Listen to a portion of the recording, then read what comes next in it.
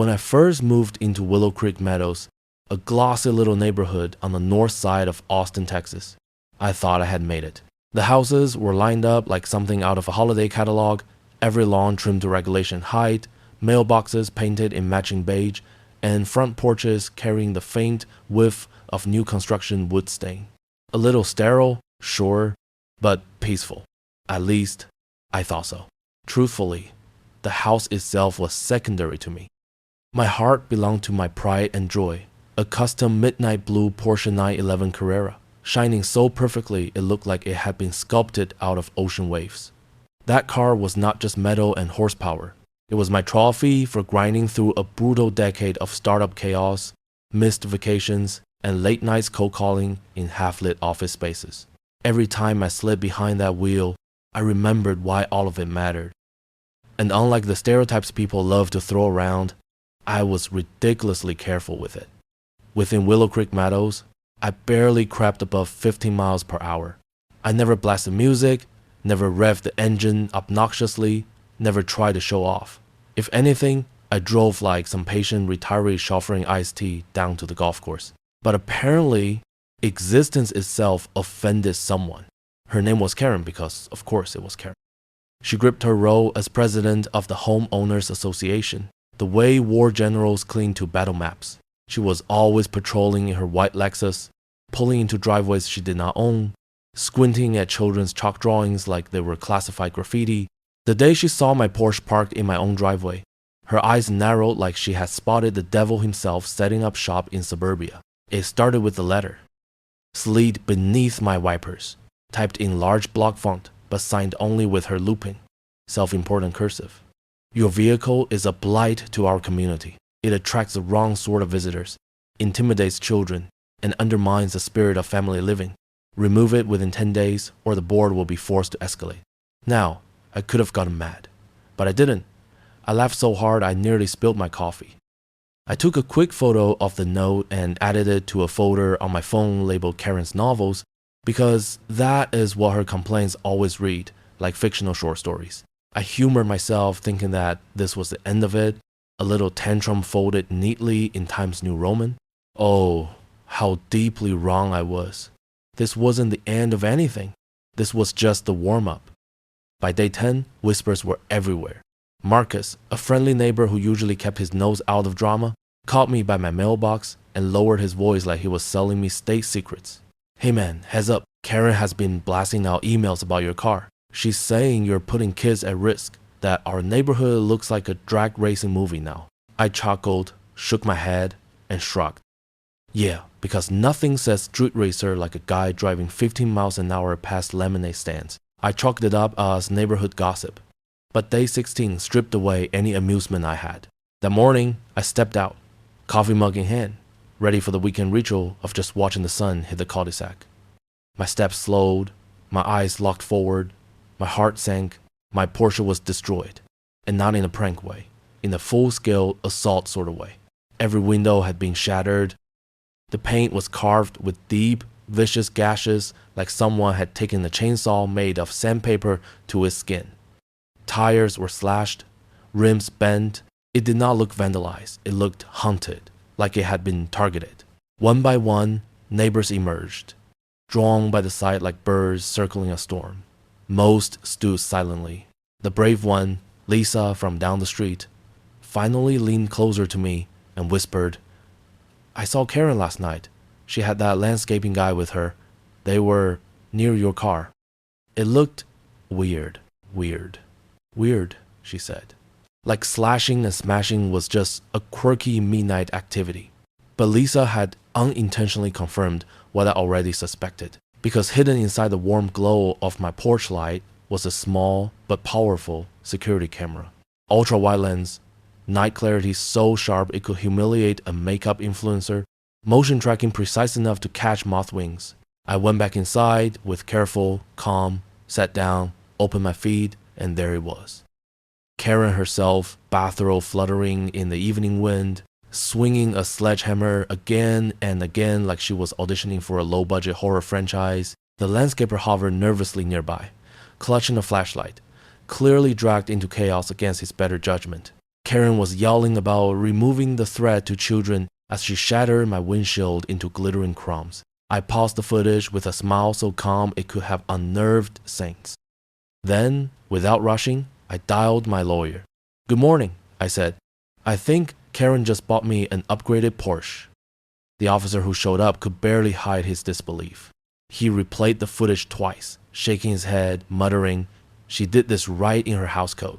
No gloves, no disguise, just her natural self committing grand vandalism."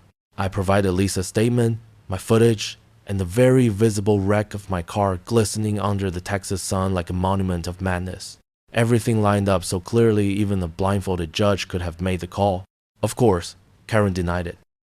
She spat theatrics about how she was protecting the neighborhood, how my Porsche was a missile waiting to kill a toddler, how she was doing community service.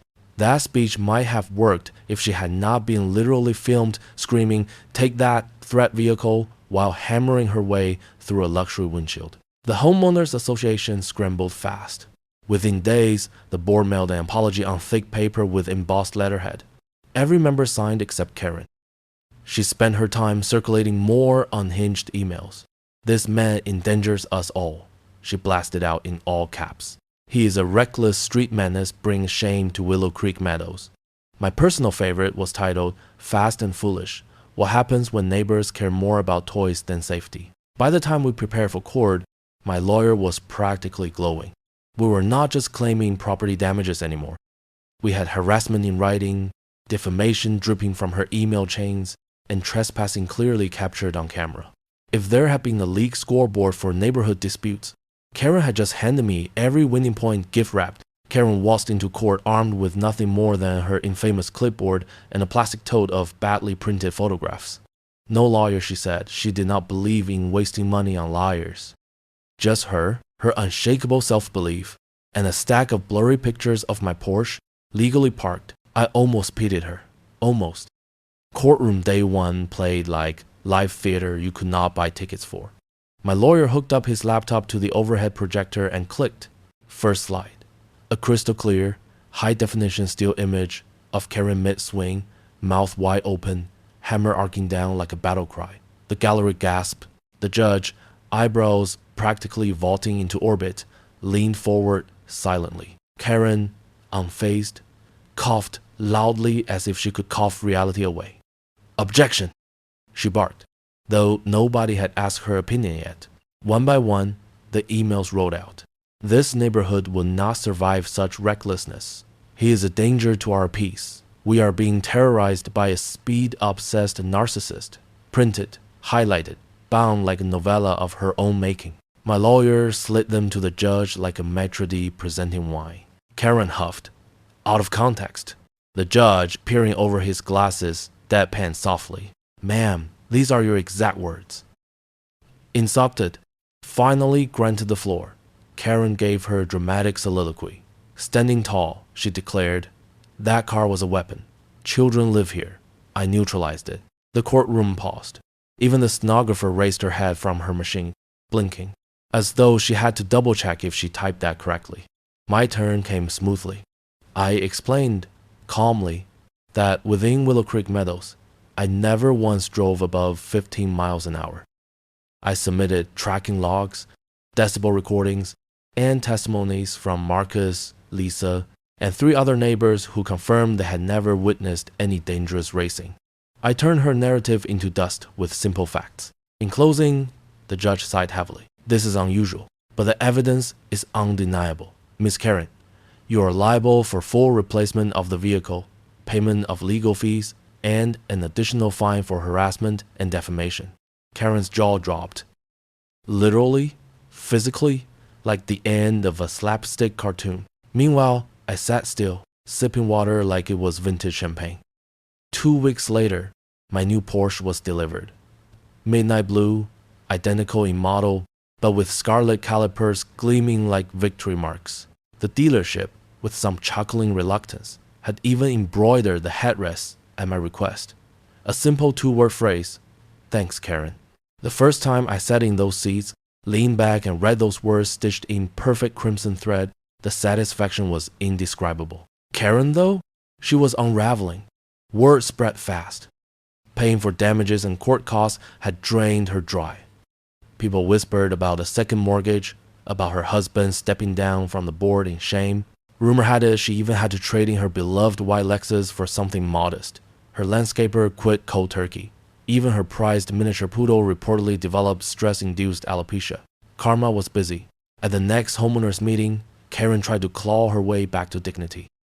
She said she had acted in good faith and claimed the legal system was biased against defenders of child safety. Marcus rolled his eyes so hard it was audible. Lisa actually brought a bowl of popcorn and munched it openly as Karen spoke. The board voted unanimously to remove her as president. One member half-jokingly floated banning her from meetings altogether. From then on, Karen avoided me like I was cursed. Whenever I drove by slowly, keeping strictly under 10 miles per hour, she stood by her roses with a hollow stare, clutching her hose like an abandoned soldier on the battlefield she had lost. I once noticed her mutter something under her breath, but the words crumbled in the air as I glided past with a gentle wave. Inside my garage now hangs a little gallery of poetic irony, her original letter framed under glass, beside a printed still of her hammer raised mid-swing, mouth twisted in fury. Directly below them sits the court's stamped receipt of judgment. And every single time I slip into my Porsche and see "Thanks Karen" stitched proudly into the leather, I remember this simple lesson. Titles mean nothing when wielded by tyrants.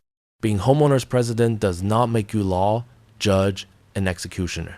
Jealousy will drive people to foolishness, but justice will. Justice drives sweeter than any luxury vehicle on earth. And sometimes the best revenge is not winning the battle. It is cruising calmly past your enemy's lawn while they water wilted roses, knowing you came out stronger, sharper, and with a brand new set of wheels they pay for themselves